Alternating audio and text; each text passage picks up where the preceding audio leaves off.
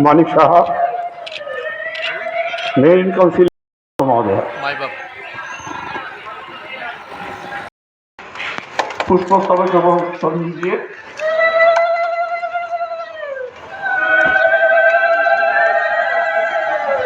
বরণ করে নেব শ্রীমান মহানন্দ ব্রহ্মচারীজির 121তম শুভ আবির্ভাব দিবস।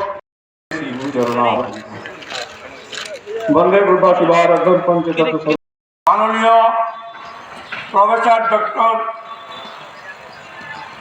মানিক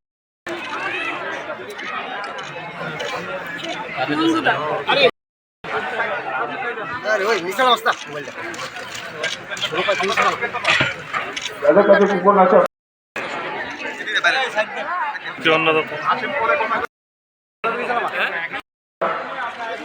আমাদের পাড়ায় যে পারক সুন্দরী কালী সুস্বাগতম জানিয়ে আমি আমার বক্তব্য এখানে আজকে এই মহোদ অনুষ্ঠানে রাজ্যের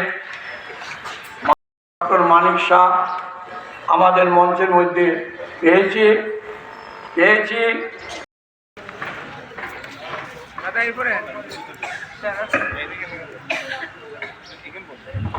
মনে আছে উনি সাংঘাতিকভাবে এর সাথে যুক্ত ছিলেন। উনি আমাদের ডাইরেক্টর অফ হেলথ সার্ভিসেসের উনি ডাইরেক্টরও ছিলেন।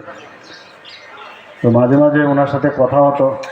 ওনার আত্মীয় স্বজনরাও যারা আমার কাছে আসতেন বা বন্ধুবর্গ অনেকেই ছিলেন, তাদের সাথেও এই আশ্রম সম্পর্কে একটা সম্যক ধারণা আমাদের সবারই ছিল।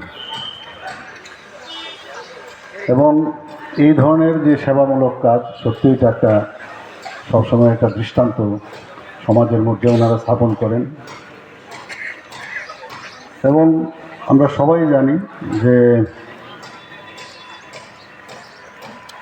ধর্মের কথা যদি আমরা বলি, ধর্ম কাজের মাধ্যমে আমাদের পরিচিত।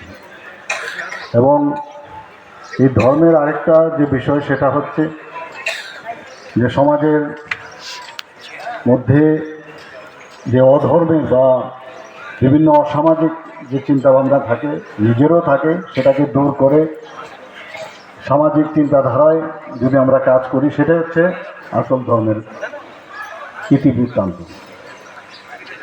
সমস্ত গ্লানি আমাদের ভিতরে যেটা থাকে তাকে দূর করে আমরা শুদ্ধ চেতনায় নিজের মনকে যদি শুদ্ধতায় পরিপূর্ণতা করি, তবেই আমাদের মানুষের জন্য আমরা কাজ করতে হবে। আজকে এখানে বস্ত্র বিতরণ ওনারা করছেন এবং তাছাড়াও ওনারা রক্তদান শিবির এবং অন্যান্য বিষয়েও ওনারা সবসময় আমি দেখেছি এনি ফিলান্থ্রপিক ওয়ার্ক বাংলাদেশ এই কাজে সবসময় থাকেন।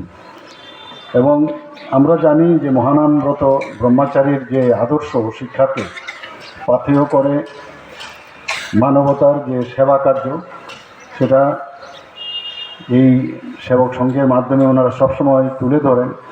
কিন্তু আমাদেরও উচিত ওনাদের থেকে সমস্ত ধ্যান ধারণা এবং যে পথ আমাদের মহানামব্রত ব্রহ্মচারী আমাদের দিয়েছেন সেগুলো সমাজের মধ্যে আমাদের পৌঁছানো, সেটাও আমাদের প্রয়োজন। আমরা জানি যে